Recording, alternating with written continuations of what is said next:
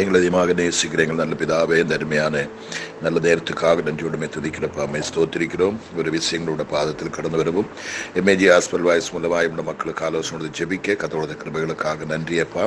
தொடர்ந்து விட திருப்பாதத்தில் அடிமை தாழ்த்துறோம். அடினோட கூட ஜெபத்திரிக்கிற ஒவ்வொருவரையும் விட திருப்பாதத்தில் கொண்டு வைக்கிறோம் அப்பா. மக்கள் ஸ்தோத்திரம். தமிழகத்திலும் இந்தியாவுக்கு வெளியிலுமா இருந்து ஜெபிக்கிற ஒவ்வொரு பிள்ளைகளோட குடும்பத்திலும் சரீரத்திலும் நம்முடைய மகிமையுள்ள செயல்கள், நம்முடைய வல்லமையுள்ள கிரியைகள் ஒவ்வொரு ஜீவிதத்திலும் வெளிப்படும்படி நான் ஜெபிக்கிறோம். இந்த பிரேயர் எல்லாருக்கும் அனுங்கிரகமாய் மாறட்டும், அனுங்கிரகமாய் மாறட்டும், அனுங்கிரகமாய் மாறட்டும், அனுங்கிரகமாய் மாறட்டும். ஒருவருக்கும் இது கேடாய் கண்ணியாய் வரக்கூடாதுப்பா. தானியேலின் புஸ்தகம் 6ஆம் அதிகாரம் முடிய போது கர்த்தாவே, அது முடிகிறதுக்குள்ளே ஒவ்வொரு சரீரத்திலும், குடும்பத்திலும், ஊழியத்திலும், வேலைகளிலும் எங்கெல்லாம் அற்புதங்கள் நடக்கணுமோ, தானியேலுக்கு எப்படி நடந்தது அப்படி என் மக்களுக்கு நடக்கணும் ஏசப்பா. எல்லாரும் இதை ஏற்றெடுக்கட்டும், விசுவாசிக்கட்டும்.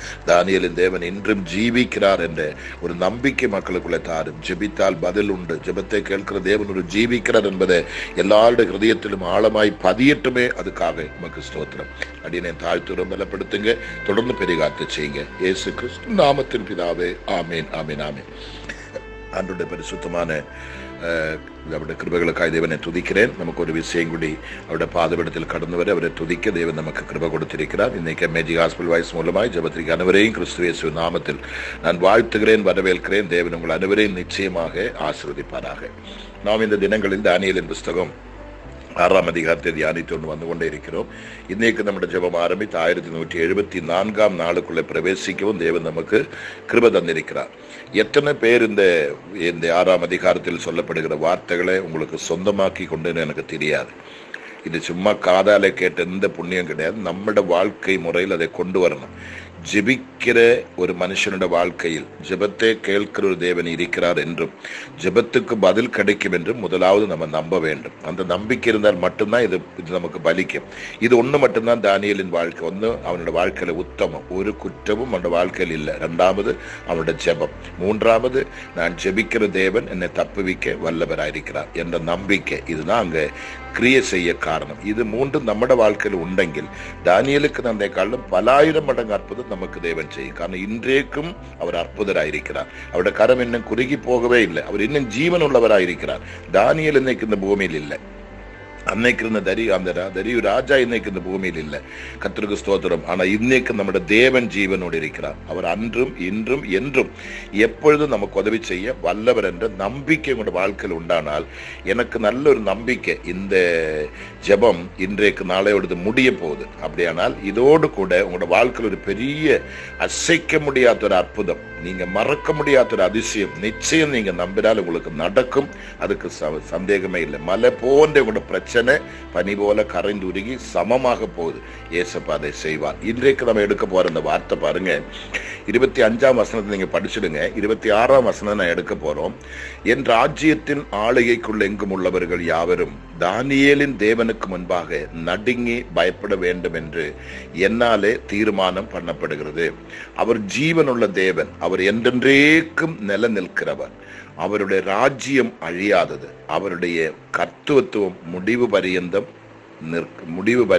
நிற்கும். இந்த ராஜாவோட நம்பிக்கை பாருங்க. அவரை குறித்து வேதத்திலே பெரிய வேத சரித்திரத்தில் ஒன்றும் நமக்கு பார்க்கறதுக்கு இல்லை. ஒரு நாள் நைட்டு தானியேலுக்காக அவர் உபவசித்து ஜெபித்தார் என்றுதான் நம்ம இதுல பார்க்கிறோம். 2வது, தானியேலை தப்புவிக்கிறதுக்காக அவர் முயற்சி எடுக்கிறார்னு நம்ம பார்க்கிறோம். ஆனாலும் அவருடைய சட்டத்தின்படி அவர் கையெழுத்து போட்டுதான் ஆக வேண்டும். சட்டத்தின்படி அவர் கல்லுக்கு முத்திரை போட்டுதான் ஆக வேண்டும். ஆனால் அந்த முத்திரையும் இந்த கையெழுத்தும் தான் இங்க கிரியை செய்கிறது. என்ன கேட்டா, இது அழிக்க முடியாதது, மாற்ற முடியாதது. அப்படியானால் இந்த உலகத்தினுடைய எந்த சட்டத்தையும் எந்த திட்டத்தையும் யாரு கையெழுத்து போட்டாலும் யார் முத்திரை போட்டாலும் அதை மாற்றி அமைக்கக்கூடிய தெய்வம் தான் நீங்கள் நானும் ஆராதிக்கிற தெய்வம் என்பதை நீங்கள் புரிந்து கொள்ள வேண்டும். அதுதான் இங்க ராஜா சொல்றா பாருங்க, என் ராஜ்யத்தின் ஆளுகைக்குள் எங்கும் உள்ளவர்கள் யாவரும் தானியேலின் தேவனுக்கு முன்பாக நடுங்கி பயப்பட வேண்டும் என்று என்னாலே தீர்மானிக்கப்படுகிறது. வேற 33 கோடி தெய்வங்கள் இருக்கிறாரே, அவருடைய ஆடையிலும் பேர் எழுதலாம் அல்லவா? இந்த தானியேலுக்கு எத்தனையோ, இந்த ராஜாவுக்கு எத்தனையோ பூர்வீக தெய்வங்களை தெரியும், எத்தனையோ கொல்ல தெய்வங்கள் இருந்திருக்கலாம். அவங்களை குறித்து எழுதாம தானியேல் ஆராதிக்கிற தெய்வத்தை குறித்து தான் ராஜா இங்க எழுதியிருக்கிறாங்க. தானியேலின் தேவனுக்கு முன்பாக தானியேலின் இந்த வார்த்தை பாருங்க, நீங்க கொஞ்சம் ஒரு கோடிட்டு வைங்களேன், நம்முடைய ஒருத்தரோட பேர் அங்க கொண்டு வைங்களேன், நம்முடைய பேர் வச்சு சொல்லணும், என்னுடைய தேவன், என்னுடைய தேவன். இப்ப என்னோட பேரு வர்கீஸா, வர்கீஸனோட தேவன். உங்களோட பேரு பீட்டரா, பீட்டரோட தேவன். ஜோஷுவாவா, ஜோஷுவாவோட தேவன். அப்படி நம்முடைய ஒவ்வொருட பேர் அங்க கொண்டு வைத்து என் தேவன் என்று அல்ல நம்முடைய பேரு சொல்லி கர்த்தர் இன்னும் ஒருவர் சொல்லணும், நம்முடைய பேரு சொல்லி இன்னும் ஒருவர் சொல்லணும். அந்த வர்கீஸ் ஆராதிக்கிற தேவன் ஒருபோதும் அவரை கைவிட மாட்டான்னு சொல்லணும். அவர்தான் உண்மையுள்ள தெய்வம் என்று சொல்லி மற்றவர்கள் சொல்ல வேண்டுமானால் என்னோட வாழ்க்கையில் உலகம் பிரமிக்கக்கூடிய அற்புதம் நடக்கணும். இரண்டாவது, உலகம் அறியத்தக்க நிலைமையில் என்னோட ஜெபம். ஆமே, நம்ம கூரைக்குள்ளே உட்கார்ந்து ஜெபிக்கிறது, கூரைக்கு மேலே கோட்சிக்கும் என்று பைபிள் இருக்குது. அறைக்குள்ளே அறை பூட்டி நம்ம ஜெபிக்கிறோம் பாத்தீங்களா, ரகசியமா. அது பரசியமாக்குறது நம்முடைய ஆண்டவர். இன்னைக்கு இந்த தானியேல் ஜெபித்தது அந்த காலத்தில் யாருக்கும் அந்த அளவுக்கு தெரியாது, தேடி கண்டுபிடிச்சவனுக்கு மட்டும்தான் தெரியும். ஆனால் அவன் ஜெபித்த ஜெபம் இன்னைக்கு உலகம் முழுவதும் தெரியுது. கர்த்தர் அந்த அளவுக்கு மாற்றிட்டு சொல்றாங்க பாருங்களேன், தானியேலின் தேவனுக்கு முன்பாக நடுங்கி பயப்பட வேண்டும் என்று என்னாலே தீர்மானம் பண்ணப்படுகிறது. அப்ப பயப்படக்கூடிய ஒரு தெய்வம், நடுங்கக்கூடிய ஒரு தெய்வம் இந்த உலகத்தில் உண்டானால் நீங்களும் நானும் ஆராதிக்கிற தெய்வத்தை தவிர வேற தெய்வம் இல்லவே இல்லை. அடுத்தது என்ன சொல்றாங்க, அவர் ஜீவன் உள்ள தேவன். ஒரு ஜீவனுள்ள தெய்வத்தால தான் ஒரு மனுஷனுக்கு அற்புதம் செய்ய முடியும், எந்த ஒரு காரியத்தையும் செய்ய முடியும். மரித்த ஒருவரால், ஒரு சிலையால், ஒரு கல்லால, மரத்தால ஒன்னும் செய்ய முடியாது. அவர் என்ன சொல்றார், அவர் ஜீவனுள்ள தேவன், அவர் என்றென்றைக்கு நிலைத்திருக்கிறவர். அவர் கழிவே கிடையாது, மரணமே கிடையாது. அவர் மரித்து 3ஆம் நாள் உயிரோடு எழும்பினதுக்கு இங்க ராஜாவே அவர் மரித்து உயிர்க்கு முன்னாடியே இங்க சாட்சி கொடுக்கிறார். இது பழைய ஏற்பாட்டு புஸ்தகம். இயேசு கிறிஸ்து பூமிக்குள்ள பிறந்து அவர் வளர்ந்து மரித்து உயிர்த்ததுக்கு முன்னாடியே இங்க ராஜா எழுதி வைக்கிற பாருங்களேன். ஆமீன். அவர் என்றென்றைக்கு நிலைத்திருக்கிறவர். இந்த நம்பிக்கை நமக்கு வருமா? கொஞ்சம் யோசித்து பாருங்க. அவருடைய ராஜ்யம் அழியாது. எத்தனையோ ராஜ்யங்கள் அழியுது, அவருடைய ராஜ்யம் அழியாது. கர்த்தருக்கு ஸ்தோத்திரம். அடுத்தது, அவருடைய கர்த்தத்துவம் முடிவு வரையந்தவும் நிற்கும். அது யாராலையும் அசைக்க முடியாது, யாராலையும் மாற்ற முடியாது. இந்த நம்பிக்கை உங்களுடைய ஹிருதயத்துக்குள்ள இருக்கிறதா என்று பாருங்களேன். இப்படிப்பட்ட ஒரு மாற்றம் இல்லாத தெய்வம் நம்முடைய வாழ்க்கையில நம்ம விசுவாசிக்கிறது உண்டானால் உன்னோட பிரச்சனை எந்த மூலைக்கு. நான் சொல்றேன், இந்த தானியேலுக்கு ஏற்பட்ட இந்த விஷயமும் இன்னைக்கு நீங்கள் அனுபவித்து கொண்டிருக்கிற உங்களோட பலகீனங்களை நீங்கள் வைத்து பார்த்தால் உங்களுடைய அனுபவங்கள் ஒன்றுமே இல்லைங்க, ஒன்றுமே இல்லை. ஒரு ஜீவனுள்ள ஒரு மனுஷனை கையே காலை கட்டி பல 100 சிங்கங்கள் பட்டினியோடு, எரிச்சலோடு, கோபத்தோடு, ஆமீன், டென்ஷனா நிற்கிற இடத்துல ஒரு மனுஷனை தூக்கி எறிகிறார். நேற்று நம்ம பார்த்தோம் பாத்தீங்களா, அந்த 122 பேர்களையும் 122 மனைவிகளையும் பிள்ளைகளையும் மொத்தம் வாரி போட்ட பொழுது அந்த மனுஷர்கள் குழிக்குள்ளே போய் சேரதுக்கு முன்னவே சிங்கங்கள் பிடித்து எலும்புகள் நொறுக்கி போட்டது உண்டானால் இந்த ஒரு மனுஷனை போட்டப்ப எப்படி இருந்திருக்கும் கற்பனைக்குள்ளே கொண்டு வாங்க. சும்மா காதாலே கேட்டு விடாதுங்க, உங்களோட கற்பனைக்குள்ளே கொண்டு வாங்க. இது என்ன அற்புதம், இது என்ன அதிசயம், இது என்ன அற்புதம், இது என்ன அதிசயம். இதனால வந்தது, தன்னில் ஒரு குற்றவும் தேவன் காணவில்லை. இரண்டாவது, ஜெபத்தை அவன் நிறுத்தவில்லை. ஜெபம் நிறுத்ததுக்கு ஆர்டர் வந்தது, கட்டளை வந்தது. அந்த கட்டளை அவன் மதிக்கவே இல்லை. அதை அறிந்து அவன் பதிவு போல ஜெபிக்க ஆரம்பித்தார். அவன் ஜெபத்தை யாரும் தடுக்க முடியாது. அடுத்த நாளில் அவன் ஜெபம் தடைப்படவே இல்லை. சிங்கத்தின் வாயின்னு வெளியே வந்து அடுத்த நாள் அவன் ஜெபத்தை ஆரம்பிக்கிறார்கள். கர்த்தருக்கு ஸ்தோத்திரம். ஆமீன். அப்படியானால் நம்முடைய வாழ்க்கை கொஞ்சம் நீங்க பாருங்களேன். ஒரு சின்ன சின்ன விஷயத்தை நீங்க மலை போல வச்சிருக்கிறீங்க, உங்க இதயத்தில் அதை மாற்றவே மாற்ற மாட்டீங்க. அதை சொல்லி சொல்லி சொல்லி சொல்லி அதை பெருசுபடுத்தி உங்க வாழ்க்கையில விடுதலை அனுபவிக்க முடியாம இருக்கிறீங்க. எத்தனையோ கேன்சர் கேஸுகள் இன்னும் கேன்சர் மாறாம இருக்குது, எத்தனையோ போராட்டங்கள் இன்னும் மாறாம இருக்குது, எத்தனையோ தீராத பிரச்சனைகள் இன்னும் மாறாம இருக்க. காரணம் என் தெய்வம் அல்ல, அல்லங்கள் ஜெபிக்கிறவங்கள் அல்ல, உங்களோட விசுவாசத்தின்படிதான் கர்த்தர் கிரியை செய்வாராக. நீங்க ஏற்றெடுக்கணும், நீங்க நம்பணும். உங்களால் இதை உண்மையாக ஏற்றெடுக்க முடியுமா? ஒருவேளை உங்களுக்கு நிறைய பேருக்கு சோறு வந்திருக்கு. 6ஆம் அதிகாரத்தை மொத்தம் இந்த மனுஷன் ஒவ்வொரு நாளும் ஒவ்வொரு வசனம் இப்படி பைத்தியக்கார மாதிரி சொல்றாரு. இது பைத்தியக்காரன் அல்லங்க. உங்க விசுவாச கண்களை திறந்து தானியேலின் நாட்களில் அவன் சரீரத்தில், அவன் குடும்பத்தில், அவன் ராஜ்யத்தில் நடந்தது உங்க சரீரத்தில், உங்க குடும்பத்தில், உங்க நாட்டில், உங்க ஊர்ல நடக்கிறதுக்காக தான் இதை சத்தியம் சத்தியமா உங்களுக்கு போதித்துக் கொண்டிருக்கிறேன். தவிர எனக்கு வேற பைபிள் தெரியாதனாலோ கிறுக்கு பிடிச்சு நான் இது செய்யல. நம்புங்க. இது முதல்ல என் ராஜ்யத்தின் ஆளுகைக்குள்ள எங்கும் உள்ள யாவரும் தானியேலின் தேவனுக்கு முன்பாக நடுங்கி பயப்பட வேண்டும் என்று என்னால தீர்மானம் பண்ணப்படுகிறது. அவர் ஜீவனுள்ள தேவன், அவர் என்றென்றைக்கு நிலைத்திருக்கிறவர். அவருடைய ராஜ்யம் அழியாது, அவருடைய கர்த்தத்துவம் முடிவு பரியந்தம் நிற்கும். இந்த தெய்வம் தான் உன் நெஞ்சுக்குள்ள இருக்குது. இந்த தெய்வத்தை தான் நீ ஆராதிக்கிற. இந்த தெய்வம் தான் உன்னை அழைத்தவர். இந்த தெய்வம் தான் உனக்கு கடைசி சுற்று ரத்தமும் சிந்தி உன்னை கரையத்துக்கு வாங்கி இருக்கிறவர். அந்த தெய்வத்தை பூர்ணமாக நம்ப முடிந்தால் நம்பினவர்களுக்கு மட்டும்தான் அற்புதம். இந்த ஜெபத்தை கேட்ட எல்லாருக்கும் அற்புதம் என்னால சொல்ல முடியாது. இதுல ஒரு சில பிள்ளைகள் தானியேலை போல விடுவிக்கப்பட்ட காரணம் அவர்கள் நம்புகிறார்கள். இது எனக்காக எழுதப்பட்டது, எனக்காக நடந்தது, எனக்காக வந்த கட்டளை. ஒரு ராஜா அவருடைய கையால தான் ஐயா மேல கையெழுத்து போட்டது, அவருடைய கையால அவருடைய மோதிரத்தை முத்திரை போட்டது. அதே தேவன் கையால் எழுதினா பாருங்க கட்டளை. இப்படி கர்த்தர் செய்யக்கூடிய தேவன் எல்லா கட்டளைகளையும் மாற்றி எழுதுவார். எல்லா எல்லா பரணகூடங்கள், எல்லா ராஜ்யத்தில் இருக்கிற எல்லா அதிகாரிகளோட கருத்து அதிகாரங்களை மாற்றி எழுத என் கர்த்தர் ராஜாதி ராஜாவாரி அவருடைய கர்த்தத்துவம் என்றும் உள்ளது. அந்த தெய்வத்தை நம்புங்க, விசுவாசிங்க, உங்களுக்கு அற்புதம் நடக்கும். நம்ம ஜெபிக்கலாமா?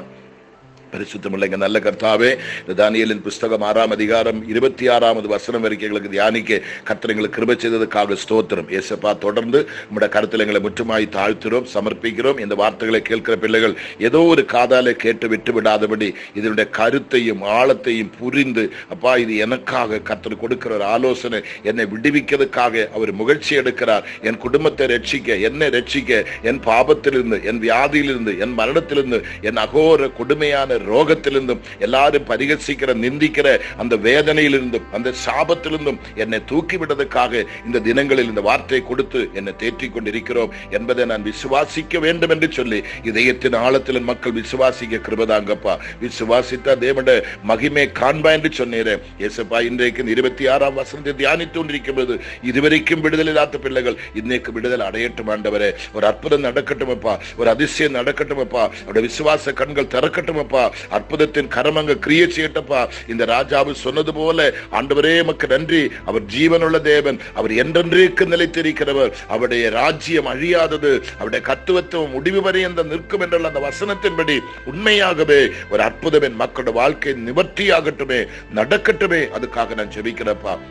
எல்லாரும் அதை விசுவாசிக்கட்டும், எல்லாரும் அதை ஏற்றெடுக்கட்டும், எல்லாரும் தனக்கு அது சொந்தமாக்கி கொள்ளட்டும். தானியேலை போல உண்மையுள்ள பிள்ளைகளாக, உத்தமராக, பரிசுத்தராக, தேவனுடைய பார்வைக்கு செம்மையான மக்களாக, தேவனுடைய பார்வைக்கு பிரயோஜனமான மக்களாக உண்மையாய் என் பிள்ளைகளை கற்றுக்கொண்டு நிறுத்தும்படி நான் செபிக்கிறப்பா. இயேசுவே உம்முடைய விடுதல், இயேசுவே உம்முடைய வல்லமை, இயேசுவே உம்முடைய மகிமையுள்ள கரம் அப்பா. உமக்கு நன்றி. தீராத வியாதிகள், தீராத பாவங்கள், தீராத சாபங்கள், தீராத வேதனைகள், தீராத கண்ணீர்கள், தீராத கொடுமைகள், தீராத அக்கிரமங்கள், தீராத பாவங்கள், தீராத சாபங்கள், மரணத்தின் கண்ணிகள், மரணத்தின் கட்டுகள், மரண குழிகள் எல்லாம் மாற்றி என் மக்களுக்கு ஜீவன், பலன், சுகம், தீர்க்காயுசை கொடுத்து தானியேலுக்கு ஒரு கேடும் இல்லாம அவனை தப்புவித்தது போல என் மக்களை இந்த நாட்கள் நீர் தப்புவிக்கும்படி ஜெபிக்கிறப்பா. நீர் தப்புவிக்கும்படி ஜெபிக்கிறப்பா.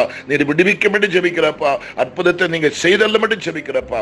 ஒருவரும் கைவிடப்பட்டு போகக்கூடாது, ஒருவரும் வெக்கப்பட்டு போகக்கூடாது. ஆண்டவரே, பிள்ளைகளுடைய ஹிருதயத்தில் ஆழமாய் நான் ஒரு மலடி, எனக்கு ஒரு பிள்ளை பிறக்காது, எனக்கு ஒரு வேலை கிடைக்காது, எனக்கு ஒரு வீடு கட்ட முடியாது, எனக்கு ஒரு வாகனம் வாங்க முடியாது, என்னோட வியாதி யாருக்கும் இல்லாத கொடிய வியாதி, இது கேன்சர் வியாதி, என்னை விட்டு மாறாது, இது 4th ஸ்டேஜ் சொல்லிட்டாங்க, நான் செத்துதான் போயிடும். எப்படியெல்லாம் அவநம்பிக்கை வைத்திருக்கிற பிள்ளைகளோட வாழ்க்கை இருக்கிற அவநம்பிக்கை இயேசுவின் நாமத்தில் இதை கேட்கும்போது வெளியே வரட்டும் அப்பா, வெளியே வரட்டும். தானியேலுக்கு இருந்த விசுவாசம் இந்த சிங்கம் என்னை சேதப்படுத்தாது.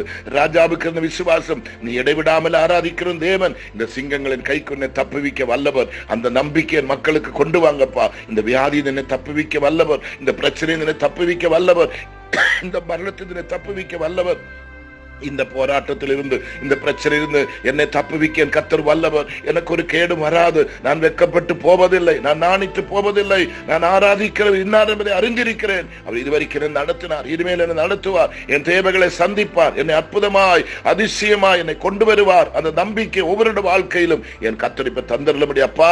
உங்களுடைய நாமத்தை நான் செபிக்கிறேன் அப்பா. வேலைகளிலே பிரச்சனையா, குடும்பத்திலே பிரச்சனையா, ஊழியத்திலே பிரச்சனையா, சரீரத்திலே பிரச்சனையா, அவங்க இருக்கிற இடத்துல என்னென்ன பிரச்சனை, என்னென்ன போராட்டங்களோ அத்தனைக்கும் இந்த வார்த்தைகளோட தீர்வை காணட்டும், ஒரு விடுவை கொண்டுரட்டும், அற்புதம் நடக்கட்டும், அதிசயம் நடக்கட்டும், மகிமை வெளிப்படட்டும், வல்லமை வெளிப்படட்டும், மகத்துவமுள்ள கரத்தினுடைய கிரியைகள், ஜீவனுள்ள தேவனுடைய வல்லமை அங்கு வெளிப்படட்டப்பா.